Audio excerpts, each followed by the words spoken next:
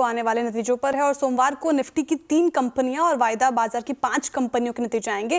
Result preview के लिए हमारे साथ जुड़ रहे हैं दीपाली राणा, कंचन नौटियाल और मिताली जैन। देखिए स्पेशल विंडो हमारा ये रिजल्ट प्रीव्यू का। चलिए पहले दीपाली जी के पास चलते हैं और दीपाली जी समझते हैं कि आयशर मोटर्स, स्कॉट्स कुबोटा के नतीजे कैसे रह सकते हैं। दीपाली जी बताइए। आयशर मोटर्स से अच्छे नंबर एक्सपेक्टेड हैं। सेल्स और मुनाफे में 23 से 24% की ग्रोथ आ सकती है वाई बेसिस पे। वहीं एबिटा में 16% की ग्रोथ एक्सपेक्टेड है सालाना आधार पर और एबिटा मार्जिन्स 25.75% पर आ सकते हैं। सालाना आधार पर थोड़ा सा डिप मार्जिन्स में देखने को मिल सकता है क्योंकि पिछले साल इसी क्वार्टर में 27.5% के मार्जिन्स कंपनी ने रिपोर्ट किए थे।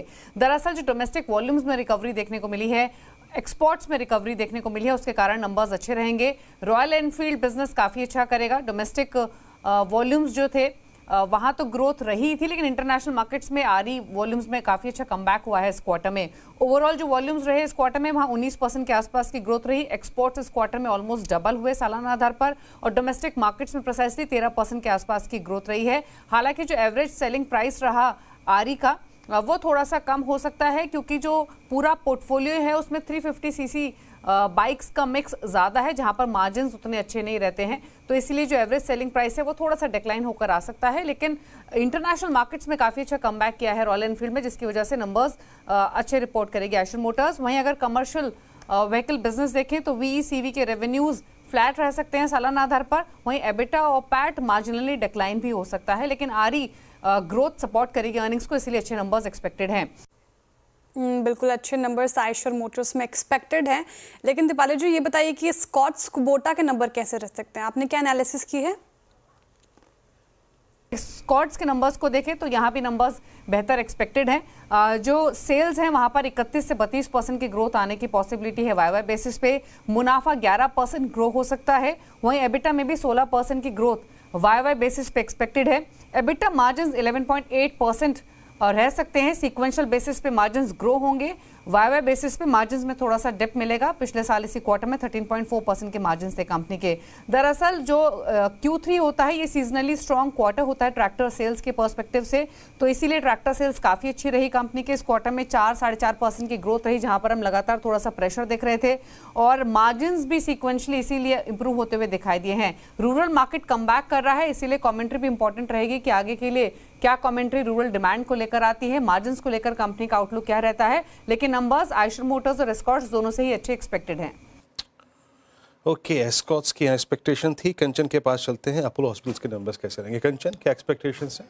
जी, नंबर्स हमें पॉजिटिव साइड में देखने को मिल सकते हैं। रेवेन्यू फ्रंट में हमें 14% की ग्रोथ की अपसाइड एक्सपेक्टेड है। वहीं अगर पैट की बात करी जाए तो 40% बढ़त की यहाँ पे भी संभावनाएं जताई जा रही है। एबिटा में 25% की हमें तेजी देखने को मिल सकती है। At the same time margins भी यहाँ पे हमें 1 से 2% तक उभरते हुए दिखाई दे सकते हैं। बेसिकली केस मिक्स और हेल्थ केयर के जो हमें अच्छे परफॉर्मेंस देखने को मिले हैं उससे कंपनी की ओवरऑल प्रॉफिटेबिलिटी और रेवेन्यू को अच्छा खासा सपोर्ट मिला है और सारे ही सेगमेंट में जो ग्रोथ देखी गई है वो कहीं ना कहीं स्ट्रॉन्गर साइड पे देखी जा सकती है।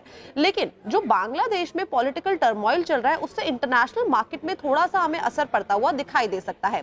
अब आपको फोकस कहां रखना है उसके ऊपर एक बार बात कर लेते हैं। अपोलो 24/7 का जो जीएमवी आउटलुक है वो किस तरीके का है, इंश्योरेंस प्रोडक्ट्स पे कंपनी की तरफ से क्या किस तरीके का अपडेट आता है, गुरुग्राम, हैदराबाद, कोलकाता, पुणे और मैसूर में एक्सपेंशन कैपेसिटी किस तरीके की हो सकती है, इस पे आपको रखना होगा खासा फोकस। लेकिन ओवरऑल नंबर्स हमें पॉजिटिव साइड में देखने को मिल सकते हैं। वीरू सर, एक चीज मैं और ऐड इसमें करना चाहूंगी, अभी आप बात कर रहे थे एफआईएस की सेलिंग की, तो उसमें एक लाइन हम ये भी बोल सकते हैं कि तुम तो ठहरे परदेसी, साथ क्या निभाओगे। श्रेया लगता है अभी मुशायरे से आई है एकदम से निकल के। ये क्या कहते हैं, ये कंचन है। हाँ। सही है, सही है। ट्रेनिंग में अंडर ट्रेनिंग है ये। और क्या बचा है? मिताली के पास क्या है श्रेया? हम मिताली अब ग्रासिम के नतीजे बताएंगे। मुझे लग रहा है मिताली आप भी क्या शुरुआत करेंगे शायरी के साथ? नहीं, मैं बहुत ही ग्रासिम इंडस्ट्रीज के नतीजे को देख के मतलब जो अनुमान है उसमें ये बताया जा रहा है कि इनका जो नेट प्रॉफिट है वो इस साल हमें घाटे में दिख सकता है। रेवेन्यू में हालांकि 25% का इजाफा देखने को मिल सकता है, लेकिन एबिटा में 25% की गिरावट की उम्मीद जताई है। एबिटा मार्जिन्स में भी 300 बेसिस पॉइंट्स की गिरावट की यहाँ उम्मीद जताई गई है।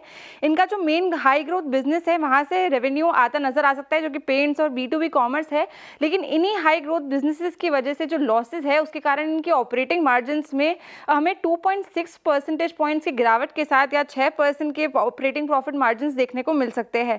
साथ ही जो विस्कोस स्टेबल फाइबर सेगमेंट है वहाँ पे वॉल्यूम 7% और रियलाइजेशन 6% ईयर ऑन ईयर के अनुमान लगाए गए हैं, जबकि केमिकल सेगमेंट का जो वॉल्यूम है वहाँ पे 2% और रियलाइजेशन 12% की उम्मीद जताई गई है। तो मैनेजमेंट की कमेंट्री फाइनेंशियल नंबर्स को देखकर काफ़ी ज़्यादा फोकस में रखने लायक चीज़ है यहाँ पे। ओके, ये ग्रासिम के नंबर्स एक्सपेक्ट